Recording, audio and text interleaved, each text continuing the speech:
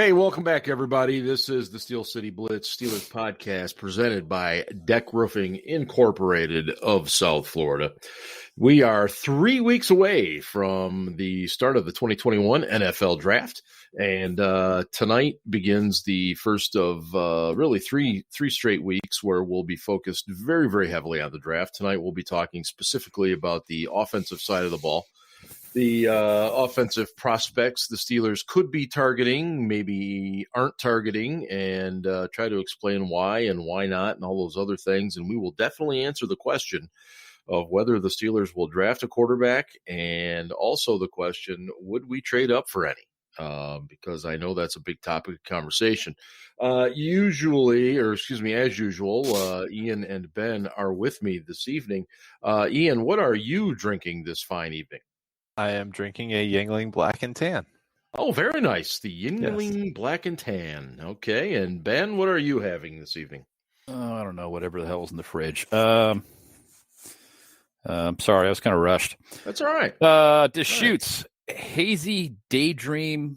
Oh, Neon Daydream Hazy Ale. Sounds tasty. It is. It's good.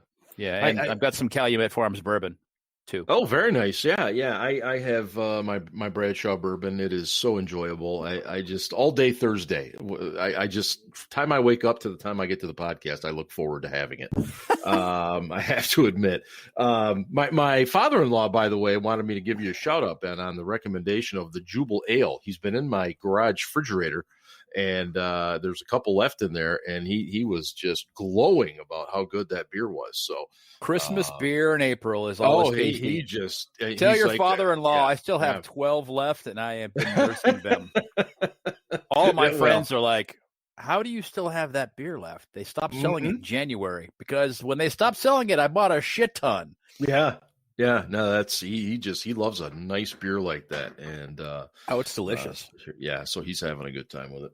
All right, let's just jump right into this sucker here if we can, guys. The Steelers, of course, will draft at number 24. That's their first pick, and there is all kinds of scuttlebutt about who their top targets are, and we'll certainly narrow that down for you. But we're going to jump right in with the quarterbacks, and I think, and you guys can correct me, but I think the draft this year is going to start probably at number 4, because with San Francisco moving up to number 3, it certainly looks like you'll see some combination of Lawrence and Wilson going 1 and 2.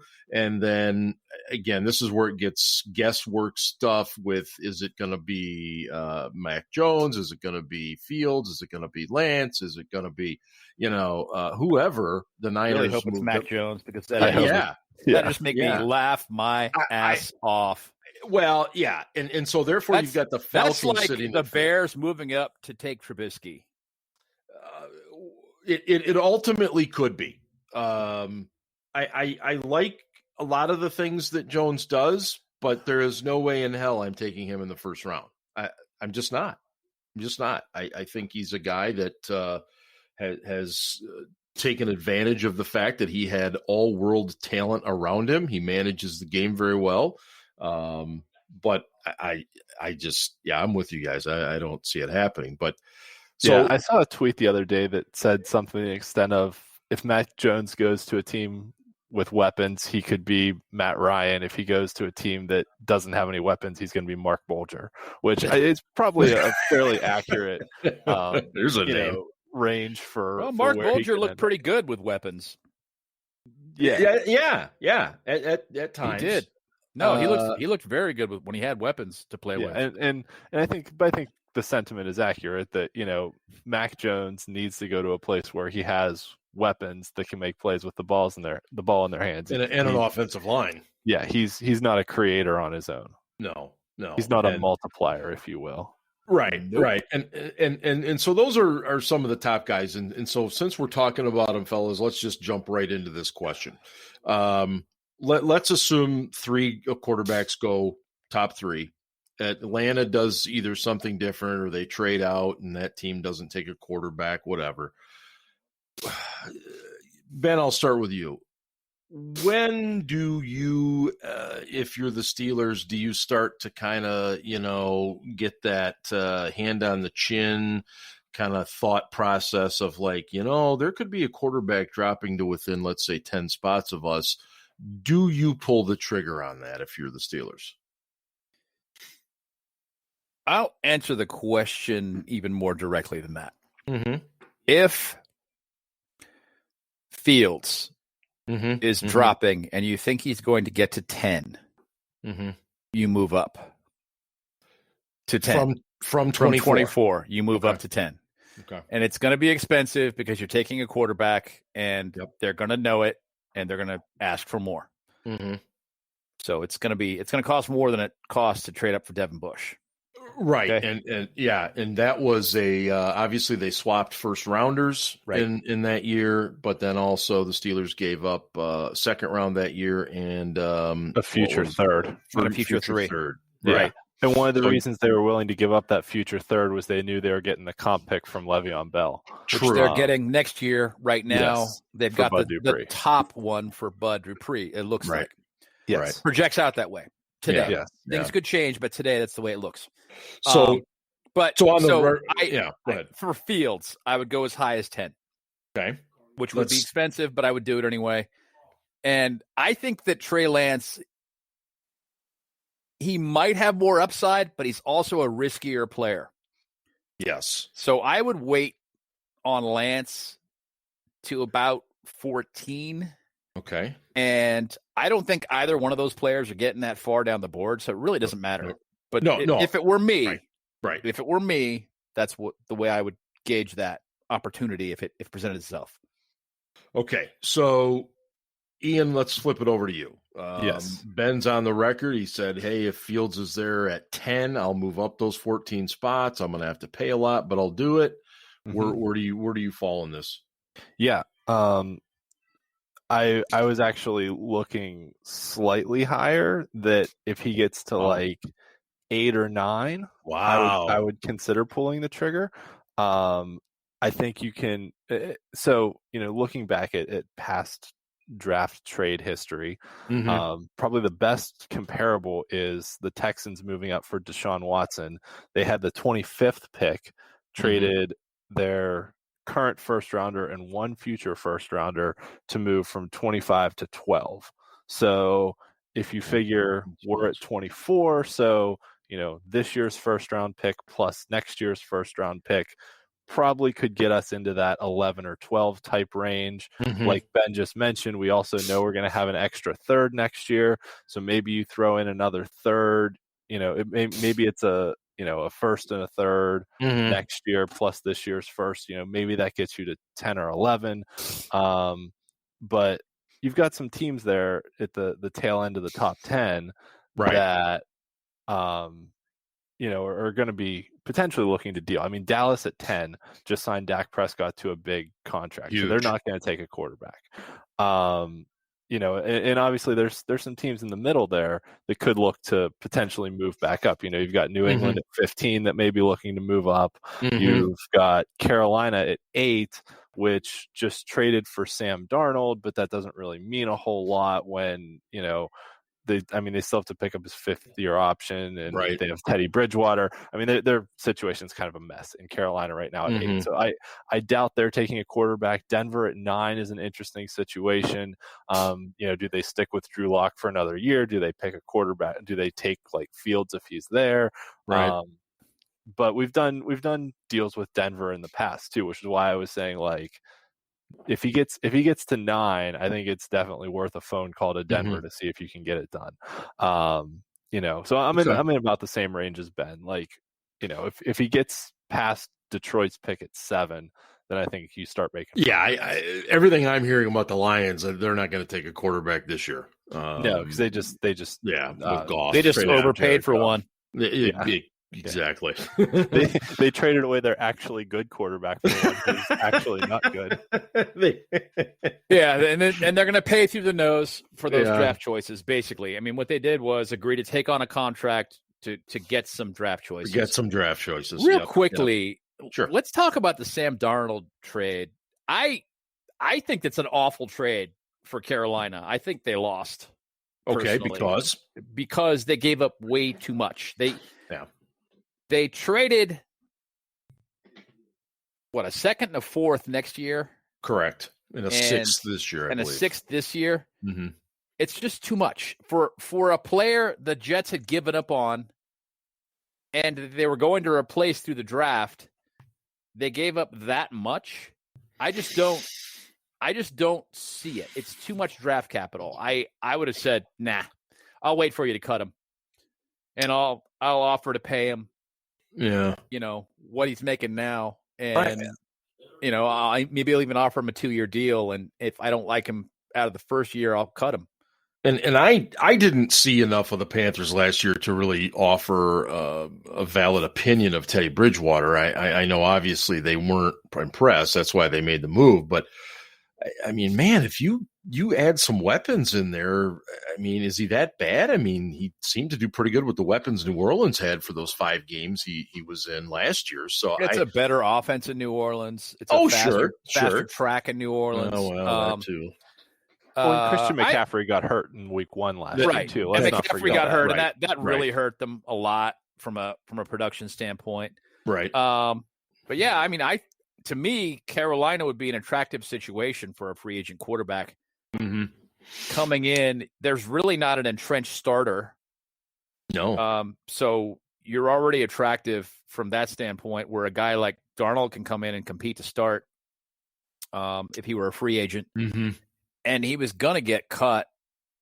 There's no doubt that's where it was heading. I just don't. I think it's a terrible trade. So basically, they convinced themselves that if they didn't pull the trigger on the trade, somebody else was going to trade for him, which I don't know that. I don't know. Paying that much, anybody would have traded for him. So I just think it's an awful trade. I think it's a terrible trade. But well, as they say, we're going to find out. Ian, I wanted to get your thoughts on if Trey Lance was there, how far would you let him potentially fall before maybe making a move on him? That's a good question. I like Lance a lot. So, and not just, the King Arthur Knights of the Round Table character. Oh, dear. No, I said Lance a lot, I had to throw in the pun. But yeah, I mean, I think, I mean, in this day and age, you're probably giving up 2 first-round picks to move up for a quarterback. You have to. Like we said, what Houston's trade was when the Chiefs moved up to get Mahomes in that same draft. They went from 27 to 10 and gave up 2 firsts and a third. Right. So, which is about where I think we would have to be to get to 9 or 10 this year. Yeah, okay. It's 2 firsts and a third, and the third you might be able to say, okay, it'll be our second, third round pick if we get a second, third one. Well, the Chiefs' third was that current year too, and we're talking about a future year. So you're talking about so they're devalued. That's more like a fourth this year. I understand what you're saying. Yeah, but I tend to agree with you. It's expensive as hell, and I don't know that it's plausible anyway. Yeah, the one thing I will say is, and I'll give credit where it's due to Derek, who does some writing for us, but he's been beating this drum on Twitter that if you're willing to trade up for an inside linebacker, if you're willing to trade a first-round pick away for a free safety, you damn well better be willing to trade up to get a quarterback, because as valuable as those 2 positions are to the defense, you're not going anywhere in this league without a quarterback. And I would agree with that, but okay, you knew you had a proven commodity when you looked at Minkah because you had NFL tape you could evaluate, and you went, "This guy is worth a first-round pick. This isn't a risk." Oh, absolutely. I'm not saying Minkah wasn't worth it. I'm saying that if you're willing to make those moves for those players, I understand what you're saying. What I'm saying is, somebody like Trey Lance, you are taking a risk. The downside on that is huge. And this is the kind of trade that gets GMs fired. I also think it's a little different too, because you're talking about drafting a guy unlike, Minkah or Bush, who isn't likely to see the field right away, if at all. Oh, hell no. You draft a quarterback this year, you hand him a clipboard and say, here you go, learn the offense. So to me, it's a little different. I see Derek's point, and I think it's a valid one. I just think there is a difference there.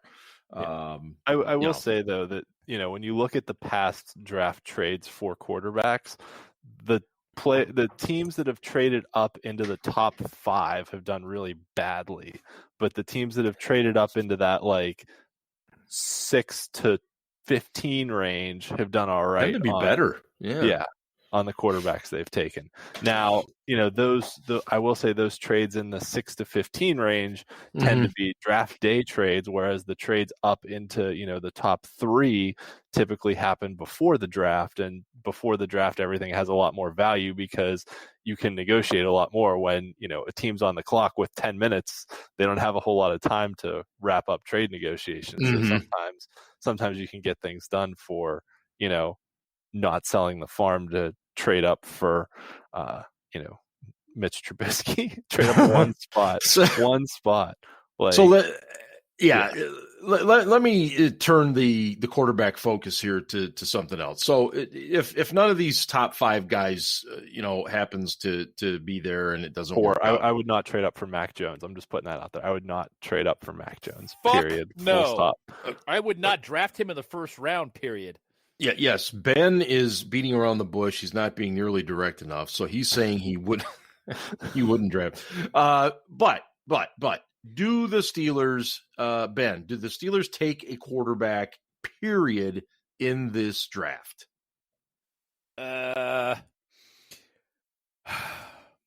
Maybe. Oh, jeez. Okay, listen. They don't need to, and they have more pressing needs. Mm-hmm. But their quarterback depth is unproven. That's putting it nicely. Their quarterback depth is shit.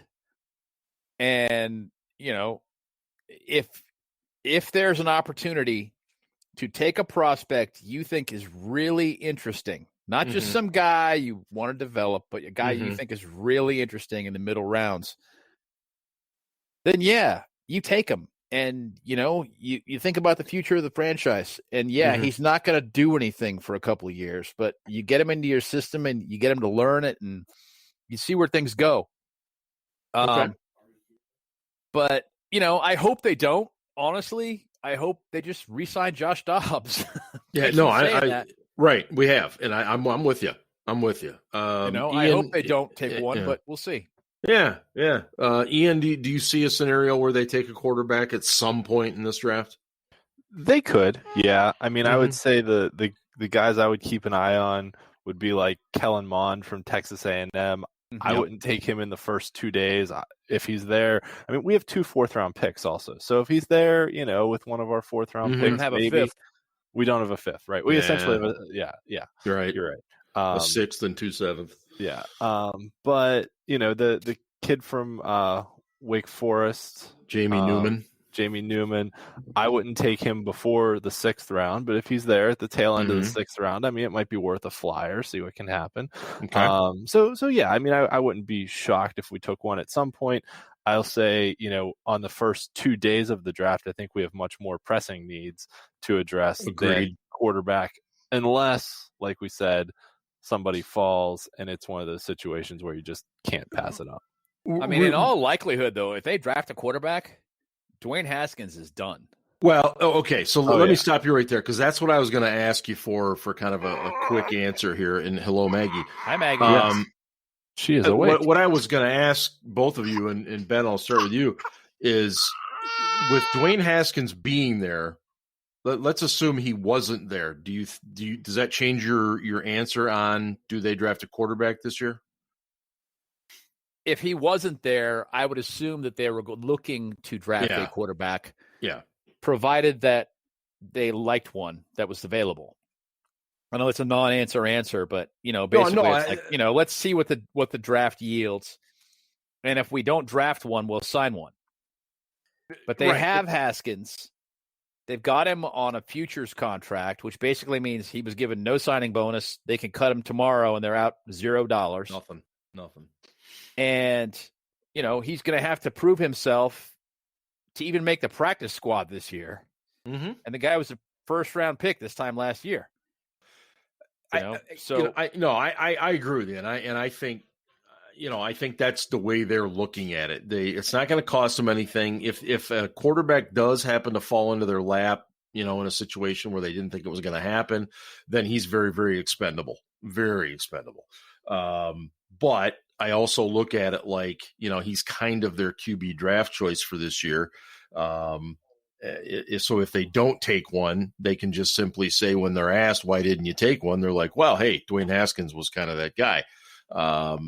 So I think it's a fascinating thing. I think it's, the way that they approach it. And I'm not big on Kyle Trask. I'm not big on Mac Jones either. If I think Kyle Trask is, we said it for 2 months.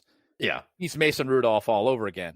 He is. But if they have drafted Mason Rudolph in, say, the 4th or 5th round, would you have as big an issue with Mason's performance to this point had they not used the 3rd round pick they got from Martavis Bryant drafting Mason Rudolph? Yeah.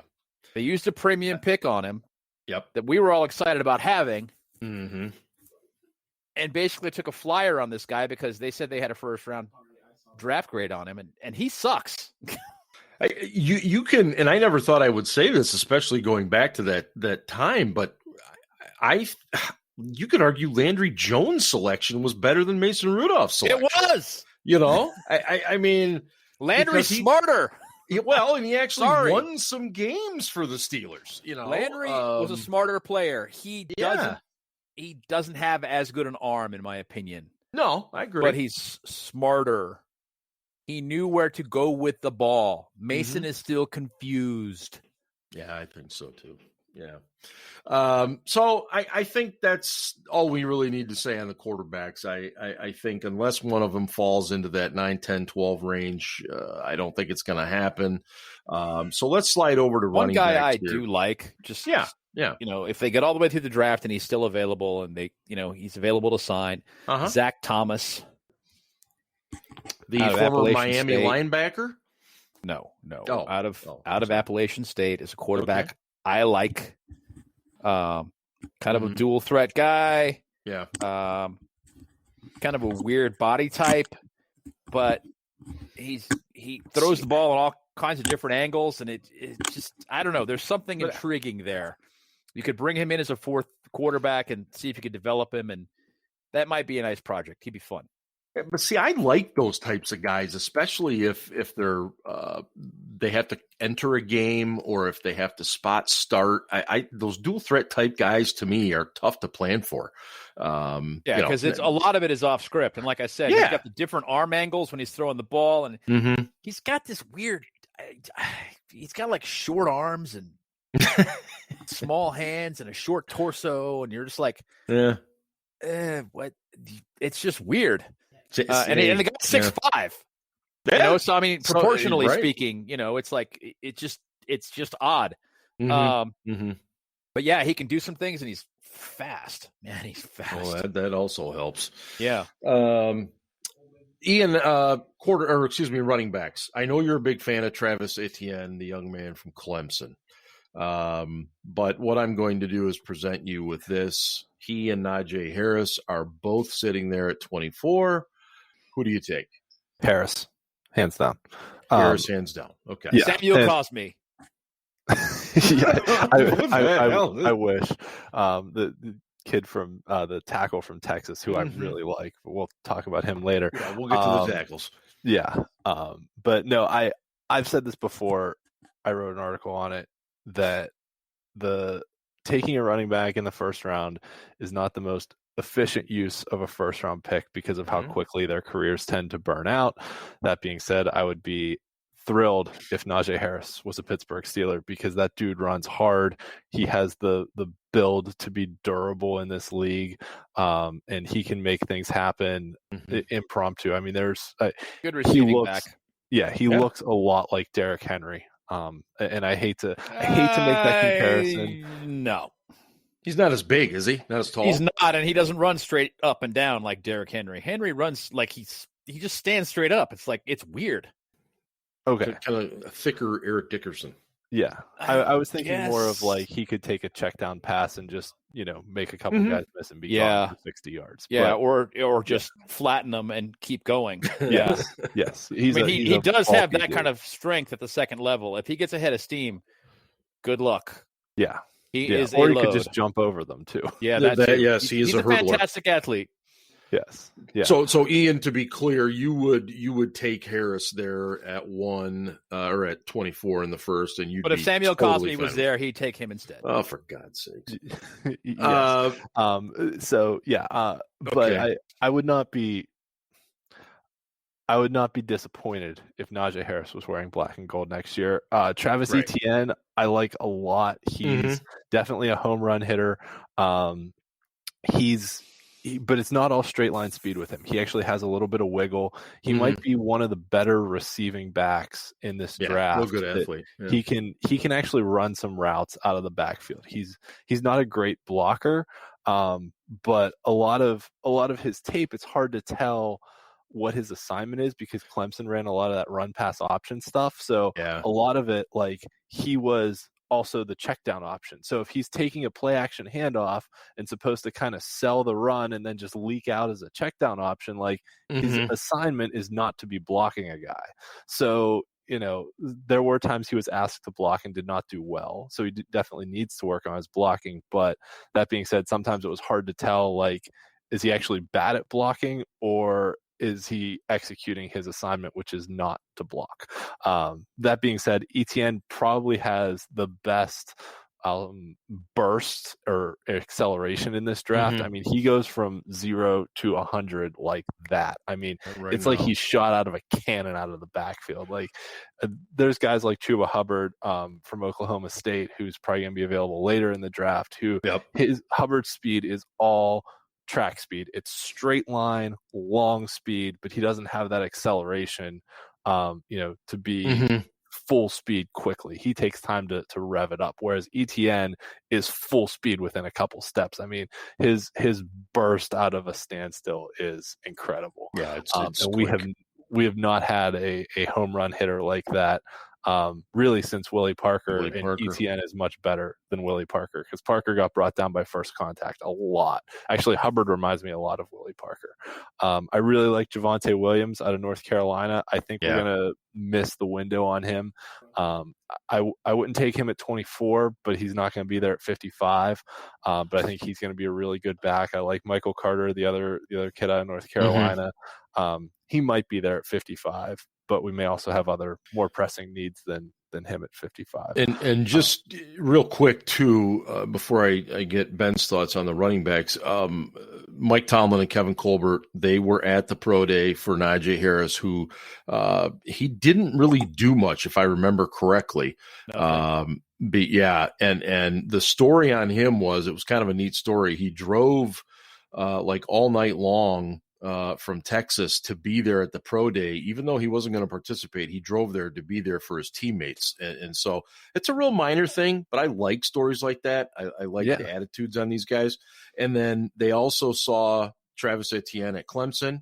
They did not go to North Carolina. That was a little surprising. That was. I was a little surprised by that because not only did you have the two running backs there, but you had Chaz Surratt, the linebackers there. You had a couple other players there too. So, and then as far as other running backs, I know that they saw, and again, Colbert Tomlin, Trey Sermon at Ohio State. What else is going on that same day, though? They like nothing. Well, nothing. Duke was going on, and oh God, I'll have to go back. Were they traveling somewhere else for another pro day the next day? They must have been. They went to Ohio State the next day. Yeah. Okay. So maybe they decided they couldn't do both. And Eddie Faulkner was in North Carolina. Right. Throwing that out there. Yeah. Ben, what are your thoughts on the running back situation here? Harris. One other thing? I think they like Sermon a lot, and I do too. He may be there in the third round. So okay. Go ahead, Ben. Harris is the best back in this draft, in my opinion. However, if the Steelers are going to go to an inside zone combo, there we go, kind of a deal. I almost think Javonte Williams might be better suited. He might be my favorite back for that offense. Mm-hmm. He's not as good as receiver as Harris. He's not as complete an athlete as Harris. He's more of a power player. He's not a finesse guy. Harris can do it all. He can do power. He can pick up the blitz. He's not great at picking up the blitz, but he can do it. I don't think that Williams was asked to do it. Not much from the tape I watched. He's pretty competent as a receiver. He can execute a swing pass without breaking stride, which is something that some running backs can't do for some reason. Mm-hmm. So between the two, I'm kind of back and forth. Would I take Javonte Williams in the first round? No, I probably wouldn't. However, if I was sitting at 24 and there was really nobody I really liked, I would trade back to the end of the first round and I would take Williams. Let's say you move back to the end of the first and you pick up, I don't know, a second or third rounder, depending on who you're trading with. It's probably a second rounder because you're trading with somebody who's picking late. And you're now picking 32nd. I would take Williams there to go in that offense if they're going to a ZBS outside blocking scheme. Now, an outside zone, excuse me. So what you're saying is Kansas City needs offensive tackles. If they trade up and take Samuel Cosmi and we trade back with them and take Javonte Williams. No, if Samuel Cosmi's there and the Steelers don't take him, I would be almost as upset as I would be if Mac Jones were there and they took him instead. That would piss me the fuck off. Maybe they'll pull a Madden trade, slide up in two spots, and then they'll get Mac Jones and Cosmi back to back. That'd be sweet. Neat. Yeah, but yeah. So Etienne, Etienne's okay. I really think of him as a guy who made his big plays because he had 18 inches of daylight with a great offensive line. He did. And he just hit his burst and somebody whiffed, took a bad angle, and he was gone. And at that point, it becomes a foot race, and you can't win. When you're trying to win a foot race with that guy, you can't win. Yeah, you're not winning. But in the NFL, there aren't that many situations like that. It just doesn't happen. He's either a home run hitter or it's 2 yards. And that, to me, I'm like, isn't necessarily what we really need right now. I like Sermon better for the offense. I'm not that big a fan of Michael Carter, not for this offense. Harris would be great, but I don't think they can afford to take him in the first round. I think they need linemen. Hell, man, I'll be honest. If Harris and Etienne and Williams were all there at 24 and all the tackles were gone, but there were corners that I still liked, I'd take a corner before I took either one of the running backs. Wow, really? Really. Now, why, though? Because the defensive backfield needs bodies. Justin Lane is not developing. No. He lost his job to an undrafted free agent. He lost his spot to an undrafted free agent last season. We have no nickel corner. Nickel corner has got to be a very good corner. Yeah. In the Steelers defense. He's also got to be a very good tackler. Yep. Yeah, but field corner's a harder position to play, in my opinion, than a guy who's playing on the outside. Okay, harder's the wrong word. It's just different. It's just different. And it's harder to find the right athlete. That's the better way to put it. It's harder to find the right athlete for that spot. It's difficult. Well, I thought Senquez Golson was going to be fantastic. I did too. Field. I did too. I thought, man, yeah. Well, we'll talk about the cornerbacks next week on the defensive side when we preview them. Let's slide over to tight ends, and let's just automatically take Mr. Kyle Pitts of Florida and say, have a wonderful career, young man, because you're never going to come. Yeah, you're never going to be in our sniffing neighborhood. Unless he goes to Cincinnati, and then I hope he has a really shitty career.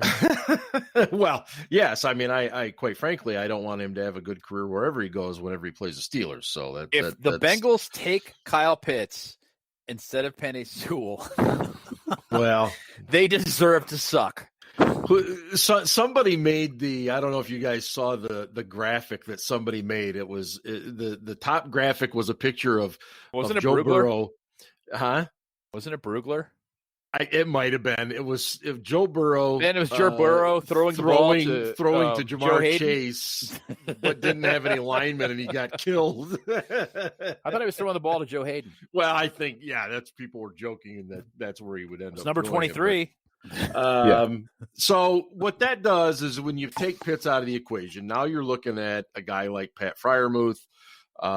It's really the only other option. I personally, guys, I don't see him as a first-round tight end. But again, that doesn't mean the Steelers, if they can find a partner, maybe you don't trade down and you take them. Ian, where are you with tight ends in this draft? Let's talk about need first. That right now we have Eric Ebron in the last year of his contract and nothing behind him. So there's definitely a need. There's Zach Gentry, who's really outstanding. He sucks. I mean, there's that Michigan tradition of great tight ends. Yes. It's a fine tradition. Jeremy Tooman. How about that? Yeah. I was going to say Jake Butt, who had the most unfortunate name for a tight end ever. Go ahead, Ian. I'm sorry. Yeah, so I mean, we definitely need a tight end. We have to. If there's a guy in this draft that is the most similar to what Heath Miller was, it's Freiermuth. He can both block and run routes and make catches. He's probably the most well-rounded tight end. I mean, Kyle Pitts is without question the most well-rounded. He's ridiculous. Without question. Yeah. But I don't know if I would take Freiermuth at 24. He probably won't be there at 55. But I mean, if we want to go back to that trade down scenario, I would certainly be willing to take Freiermuth and an extra, day 2 pick and snatch Freiermuth at, 27, 28, 29, 30, 31, somewhere at the back end of the first round. I would use a late first round pick on Freiermuth. I agree with that. I would put him. Okay. So neither of you would do 24, but if you could slide down to, let's say 28, 29, 30, 31, somewhere in there, you'd do it? Absolutely. Yes. Okay. Yeah. If you can get to the very end of the first round, I would take him. Okay. Yeah. And he would fit. I mean, Tomlin and Colbert were both at his pro day. So, yes. And actually, I think Alfredo Roberts, the tight ends coach, was at his pro day as well. And actually ran him through some workouts, and Freiermuth spoke very highly of him. So, yeah. And really, after that, there's not a lot in this draft. You're basically banking on guys who played in blocking tight end roles to have some kind of upside in an offense that would throw them the ball. Like Tommy Tremble at Notre Dame tested very well athletically, but his production was next to nothing in his career because Notre Dame. Some of that's that offense. I mean, that quarterback sucked. It's a weird offense there. Yeah. It's really hard to project him to the NFL because they threw the ball so badly. And just you mentioned that Colbert and Tomlin were at the Notre Dame. They're there every year. But of the other tight ends, Brevin Jordan at Miami, Hunter Long, Boston College, Kenny Yeboah, Mississippi, the only other one they were at, I believe, was Georgia. Georgia with Trey McKitty. He's a day 3 pick, maybe 4th or 5th round for him. Absolutely. And then the kid from Michigan, because they were there, and then Luke Farrell. But I mean, now you're getting into late, like 6th, 7th free agent type stuff. So I mean, I really think that they've got to have tight end higher on their priority list than maybe we fans are thinking. I agree with you. I think they're more interested in Freiermuth than they're letting on. I also think, though, that and it's just instinct. Yeah, I don't have any insight. And, just like every year, I'm trying to find things out, and people are, regurgitating the lies they've been told. I think the Steelers are going to pull a fast one this year and do something unexpected, and it's because it's such a weird year. Mm-hmm. and they're going to have to do more to try and hide their intentions. And it's just, I just don't think they're going to do what we think they're going to do, what we expect. Right. It's going to be weird. And I don't know how else to put it. And I hope they get a tackle. I really hope they get a tackle. I do too, but I don't think it's going to be a tackle, and I don't think it's going to be a running back. I don't think one of the tackles will be there at 24. Right. Unless by some miracle, there's a run on quarterbacks and wide receivers and teams get scared. Yeah. Which I'd be fine with, because we don't need either one of those things right now in the first round. Well, we need a quarterback, but we're not getting one. But yeah, if those two things happen, we got a chance of a tackle being there, but I don't know, man. I think it's a long, long shot, and perfect world, that's what we need to have happen. Well, we'll get to tackles here in just a moment. Let me just remind everybody that you are listening to the SCB Steelers Podcast, presented by Deck Roofing Incorporated, serving Broward and the Southern Palm Beach counties in Florida. Whether it's commercial, residential, multifamily, or condos, contact Deck Roofing today by visiting deckroofing.com. You hear that, Ian? They do residential, I told you. Well, you know what? John Deck told me that they do mostly residential. Ben is an outright liar. I just want to point this out. Yeah, I could sense it. What a jackass. Let's slide over to the wide receiver position. Guys, I don't care if the Pittsburgh Steelers have 10 top wide receivers. I never rule them out taking a receiver in a draft. That said, I don't think we have to worry too much about a receiver in the first 2 rounds. Let's put it that way. Is that fair, Ian, to suggest that? No. Oh, Christ. Is your name Ian? It's like no 5-year-olds. Yeah. Did you think they were going to take Juju Smith-Schuster in the second round when they did? No. We were shocked. We were like, whoa, why'd they take a wide receiver? Because the value was there. Yes, they love the value stuff. So sorry, Ian. Go on. Yeah. I agree with what Ben said, that depth chart wise, we don't need one right now. I mean, our top 4 is set with Chase Claypool, Deontay Johnson on the outside, Juju's back in the slot, James Washington can kind of fill in wherever. There's your top 4. So, what do you have then? You've got Ray McLeod, who they re-signed. There's the kid from Georgia that they signed after his pro day, because he came out last year and didn't have a pro day. Right. And then they signed someone else. Signed a kid out of Eastern Michigan. Yeah, that's right. Who was a lightning fast slot guy. Yes. Yeah. Yep. It seems like every year the Steelers try and find the, these guys they can sign for free, basically. Last year it was the guys who were in the XFL that were all of a sudden available. Yeah. This year it's, the guys who came out last year but didn't have a pro day, but they can sign them right now. So, I think 1 or 2 of those guys made the roster last year. So I'm not really expecting a whole lot out of some of these signings, but you never know. That being said, our top 4 receivers are set. But contract wise, Juju's on a 1-year deal essentially. I think James Washington's in his last year. Juju's in his last year. Yeah. So there's need and space in the future. They did go to Auburn's pro day and took a look at some of their round wide receivers. Williams and Schwartz. Yeah. There was some traction on Amari Rodgers from Clemson too. Yep. Although I think Rodgers is probably more of a day 2 guy than a day 3 guy. I'd say the Auburn kids are probably 4th round type guys. But you never know. You never count it out. And they've taken wide receivers before in the mid rounds that they have very lightly scouted. So I would, as the draft goes on, don't look so much at where Tomlin and Colbert went. Those guys are looking for first round picks. Right. As it goes on, it's more important to look at where the position coaches went in the draft. And I wouldn't use the term lightly scouted. I would describe it as there was very little public acknowledgement of the fact that those players were scouted. Where the assistants went, that's part of it. But I mean, did anybody go and scout Kevin Dotson last year? To my knowledge, no. They talked to him for a little while, and that was it. And he didn't think the Steelers were taking him, and they did.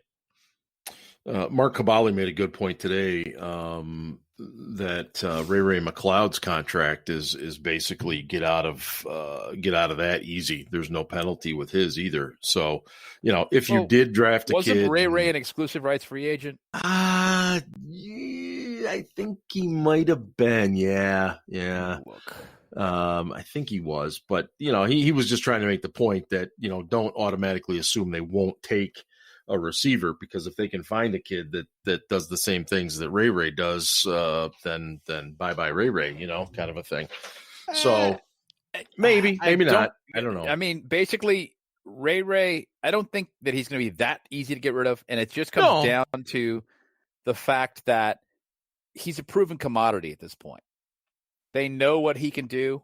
Where if they're bringing somebody along through the course of the season or the course of the preseason, rather, they don't really know what that guy can do. They're making an educated guess. They're taking a gamble, but it's not a long gamble if they decide to keep him. They're just going, this guy showed more during the preseason. We're going to give him a shot.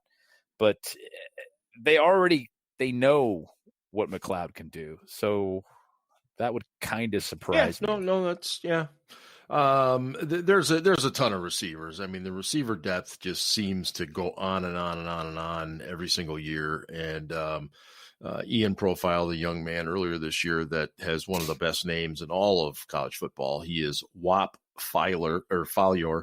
And he got the name from Burger King, right, Ian? Yes. Yeah. Yeah. Although he tested pretty badly. But. Yeah, he did. So he probably cost himself there too, but no. Okay. So no, yes, there's no signing bonus for McLeod because he was a restricted free agent. Okay. And there's never a signing bonus for restricted free agents. They get a tender and that's it. There's no signing bonus ever. So in other words, he could be. Cabali's point was kind of dumb. Actually, no. Wait a minute. Excuse me. I take that back. It was a good point because they let him go and didn't tender him and then signed him off the street to a straight $1 million contract. Okay, that's what he was getting at. Yes. No, but there was no other money. It was just the straight contract. There's no other money. It was $1 million straight up. They didn't tender him, which would have been, basically twice that. Yeah. Right. Yeah. Okay. Guy, I was wrong. Well, let's get into the position we've talked a lot about tonight, and it's one a lot of fans want to hear. Let's get into offensive tackles. I think we can safely assume that Penei Sewell is going to be the first off the board, and he's going to be gone probably 2 hours before the Steelers even get on the clock, if not longer than that. Then you have Christian Darrisaw, Virginia Tech. You have Tevin Jenkins, Oklahoma State, Jalen Mayfield out of Michigan, Alex Leatherwood, who some think will probably slide down to guard. You got Rashawn Slater from Northwestern, maybe a guard, maybe a tackle. Yeah, guard. Yeah, yep. He's a guard. He's too short. His arms are too short. I agree. I think he's moving to guard. But there's Liam Eichenberg out of Notre Dame. So you got some guys here. But again, let's go through the Tomlin Colbert visitation thing. Did they go to Virginia Tech this year? No. They did I didn't not. think they did. No, and I know they didn't go to Oklahoma State either. No, they didn't. Hold on. Virginia Tech. Terrell Austin went to Virginia Tech along with a regional scout. Okay. So that was probably more looking at Diablo and Farley. Yeah. Yep. Although Farley's got some medical questions. We'll talk about that next week. Right. And then Oklahoma State, let me look here. They had representation there, but I'm not sure who it was. It definitely wasn't Colbert and Tomlin. I know they weren't there. No. But they were at Michigan, they were at Alabama, and they were at Notre Dame. So when you, but the one that surprised me was a guy you may have heard on the show already, Samuel Cosmi. They did not go see him at all? And I thought maybe he would be one went to that they Texas, would. but it wasn't Colbert. Correct. Yeah, correct. Now there are a couple other guys. They did see Jackson Carman out of Clemson when they were there, and he's a kid that might slide inside anyway. Yeah. But yeah, other than that, they didn't see a whole lot of the tackles, which has a lot of people thinking they're really not interested in taking a tackle in the first round. So, I mean, Ben, what do you do? You're Kevin Colbert here. Does one of those guys have to slide to you, at 24 before you even consider it? I mean, what do you do here? Well, kind of reading the tea leaves, I agree with what you guys are saying. By the same token, I think they're going to do something unexpected this year. Mm-hmm. And a lot of the internet draft boards have caused me as a borderline first or second round pick. Right. Now, that doesn't mean dick, because the NFL doesn't care what the internet thinks. They have their own boards and they do what they do. Yeah. But my hope is that he slides because he's a tremendous athlete. I like him. I do. And he's a mauler too. I mean, that dude gets after it. He does. Yep. He does. And he's a prototypical body type. Long arms, tall, uses leverage well. He's the kind of tackle you want out there. I don't love him as a run blocker. His pass blocking could use a little work, but man, he just moves so effortlessly. It's just, You're just like, wow, could that guy?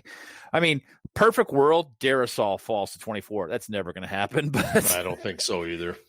But, that would be fantastic. But realistically, I think the guy that would possibly be there is Cosme, and he probably won't be there.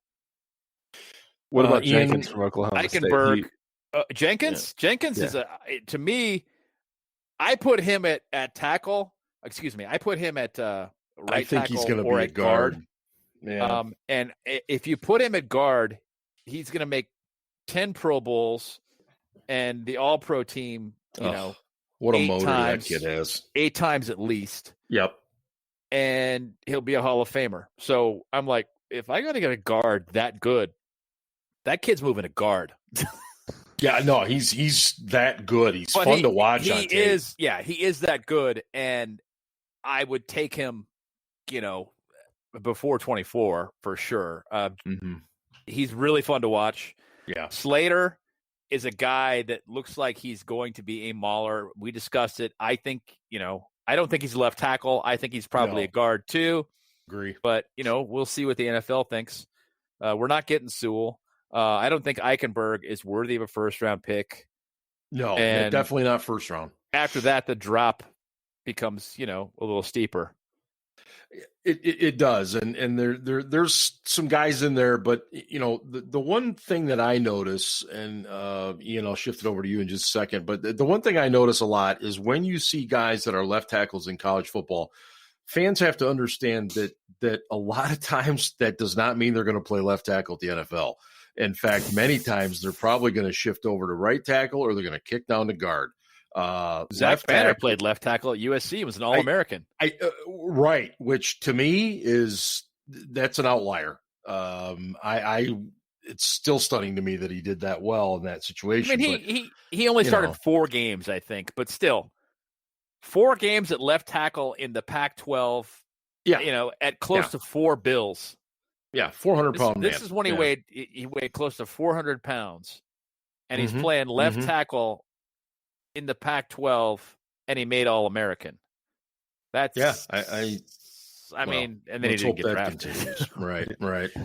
Ian, what do you got out of these tackles? Is there anything you're looking at particularly here? I agree with what Ben said. I wouldn't mind Leatherwood. He can play. I think he's a guard. He's probably, and here's the thing, he's probably better at guard, but could he play tackle? I mean, let's consider that we've had Alejandro Villanueva for the last 4 or 5 years playing left tackle, who was generally, depending on what you want to use, run block win rate, pass block win rate, one of the lower graded guards in the league. He was I think we've talked about before, the 24th or 25th highest paid tackle in the league, which was about commensurate with his level of play. So, was Villanueva a prototypical left tackle? No. If you're taking one in the first round, I have an article coming out tomorrow morning on where linemen should be drafted, and tackles are very, very heavily weighted towards the first round league-wide. So if you're getting one in the first round, now usually like the top 3 tackles are off the board within the first 20 picks. So, that may be a reason why we haven't taken one. Actually, the last first-round tackle we took was Jermaine Stevens back in 1996, 25 years ago. So that worked out so well. Not really. Before that, it was Leon Searcy in 92. So that guy was a hell of a tackle. Leon, that guy can smoke a cigar. Let me tell you, he was a jackass, but he's a hell of a tackle. Yeah, he's a good guy.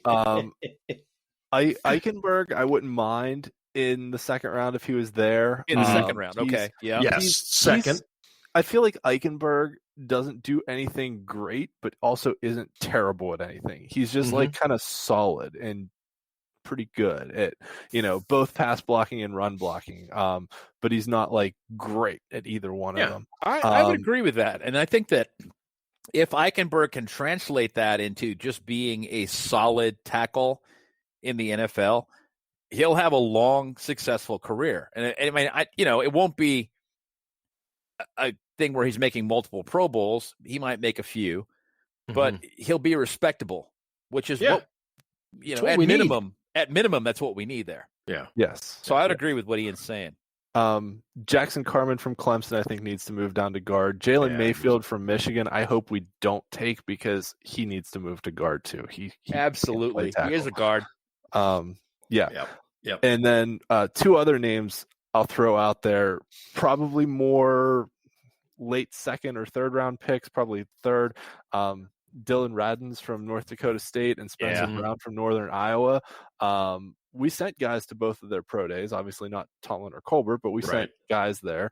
And after the first 2 rounds, the Steelers under Colbert in 21 drafts have only taken 2 guys from Power 5 conferences, which was Ben Roethlisberger and Ricardo Coakley. One of those worked out great.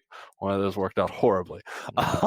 So basically in the first 2 rounds... Ben didn't work out horribly. What are you talking about? So, the first 2 rounds you're looking at guys from power conferences. But once you get to the third round, it opens up a little bit. And, if we don't go tackle in the first 2 rounds, I'd be very open to considering one of those guys in the third. Okay. All right. Very good. Let's kick it down to guards here. Why? So this is because we have to. We've signed every friggin' free agent guard in the NFL. This is a position we don't really need, unless they have a significant concern about David DeCastro playing this year, which is the last year of his contract. I mean, based on sort of reading the tea leaves, and I have no inside information here, but it seems like they're kind of expecting him to retire after this year, because they have, like Ben said, literally signed every free agent guard in the league to see if they can find something, which, considering Kevin Dotson's the starter in waiting at left guard, is a little surprising that they're signing all these free agent guards. But I don't really think there's a big need in the draft, just because we signed a lot of depth. I don't either. There. We need center a lot more. That said, we've talked about Carman, we've talked about Mayfield. Wyatt Davis from Ohio State's a guy they took a look at. He's probably a day 2 pick. Deontay Brown from Alabama, Ben Cleveland from Georgia, Aaron Banks from Notre Dame. Those are probably like late 3rd round guys, maybe 4th round guys. So, guys they've taken a look at, but tackle's a much bigger need than guard. Oh, huge. The one guy, and I think he's going to end up being a center anyway, is the kid out of Wisconsin Whitewater, Quinn Miners. Miners. I was going to talk about him with the centers. So. Yeah, then let's just leave it at that. Let's move to centers here in a second. We'll talk about him there. What about converting one of these guards to center? Well, and that's Ben. That's what I was going to ask you, because we've talked about that. Is that part of this onslaught of signing all of these guards? Is maybe one of them is going to convert to center? I BJ Finney had some comments this week, and I mean, look, Finney I like a lot. He's a good guy. I was really impressed with him when he played guard, but there's no way he can be your starting center. I just don't see it. I don't like him at center and never have. No. But, I mean, I hope he's not the starting center. But, he may be a placeholder if they decide that they're going to draft one and they're going to bring him along. It could be. Finney may be the guy for a little while. But I don't know. What if Vera Tucker's there at 24? I mean, guards are typically taken late in the first round. What if they think they can convert that guy to center? Yeah. That would be a big conversion. I mean, he played tackle. He was tackle at college. He's definitely projects as a guard, but like a very, very good guard. Well, he's got the quicks. He's got the feet. He can do it, I think, but he's got to learn to snap. Yeah. Which, I mean, honestly, that's kind of a crapshoot. It can be. Yeah. Some guys can just do it easily, and other guys, not so much. Yeah. To the point you guys were making about DeCastro, I mean, he played hurt last year. I mean, it's common knowledge that he did. It's also common knowledge that he's a pretty bright guy. He seems to have interests outside of football too. He's just started a family. Maybe that's it. Maybe the Steelers are thinking he's got one more year and that's it. And that's why they're signing all these different guys. I don't know. Maybe they don't know that he'll heal 100% from his injuries and stuff. So I think there's a lot going on there that most of the general public just doesn't really know, including us. So, all right, I won't spend any more time on that. Let's talk centers, because center is obviously a position that we desperately need. At least I think we do. Creed Humphrey. Ian, fire away. I've been talking up Creed Humphrey for a while from Oklahoma, who I think is the best center in this draft. And the only one that I would even consider using a first-round pick on. They did not go to Oklahoma's pro day. So that's not a good sign for him getting taken, at the 24th overall pick. But I mean, his athletic testing was through the roof. I mean, you look side by side, like Humphrey versus Pouncey, and it was weird because it didn't show up as much on his film, but the way he tested, like, blew Pouncey's numbers all out of the water. So that was a bit surprising, although for center, some of those athletic drills may not mean quite as much, just because unless you're like Marquise Pouncey and can get out on the edge and pull, there aren't many centers in the league that can actually like pull. Most of them are just interior guys, so having stellar athletes is not as important. Mm-hmm. That said, we've talked a lot on this show over time about Landon Dickerson from Alabama. I have, like we all do, significant concerns about his injury history. Probably wouldn't take him before the third round, just because of that. Josh Myers from Ohio State's a guy they went to see. He's probably a day 2 pick as well, second or third round. Trey Hill at Georgia, he's probably a early day 3 pick, like fourth roundish. He's had some injury issues too. He's had some injury issues, and then Quinn Miners from Wisconsin Whitewater, who you mentioned, absolutely tore it up at the Senior Bowl. And that dude's just a mauler inside. And he's fast. I don't know if linemen go, he's fast. Yes, he is. I don't know if he'll be there by the time we pick in the third. He won't. But yeah, so I mean, former wrestler, he's got great balance. Yeah, if they want to take him, they've got to do it in the second round. So I think so too. Yeah, he won't be there in the 80s. Yeah. Did you guys get a chance to watch Humphrey? Because I saw his numbers as far as his drills and everything, and I'm just not overly impressed with him. As let's put it this way, his athletic testing doesn't translate to what I saw on film. Is that fair to say, Ben? I don't know. Yeah, I went back and I watched his film after I saw his numbers and was like, I was blown away. I was like, whoa. Okay, that isn't what I saw from the guy. Same. I saw more of a power type player. Then I did a little bit of background on him. Apparently, he wrestled his whole life. Okay. And so he understands leverage and angles, and that's his game. I love that type. I do guys. too. But he also apparently is a very good athlete. He's just never been asked to utilize that skill set. Mm-hmm. So you have to wonder if he was coached to do so, what he might do. Which makes me really intrigued. Yeah, no, same here. And I think he falls in that similar situation as a Pat Freiermuth. He'll be there at 24, but he's not going to be there at 55. That type of thing. Probably, yeah. I hope he is, but I just don't see it.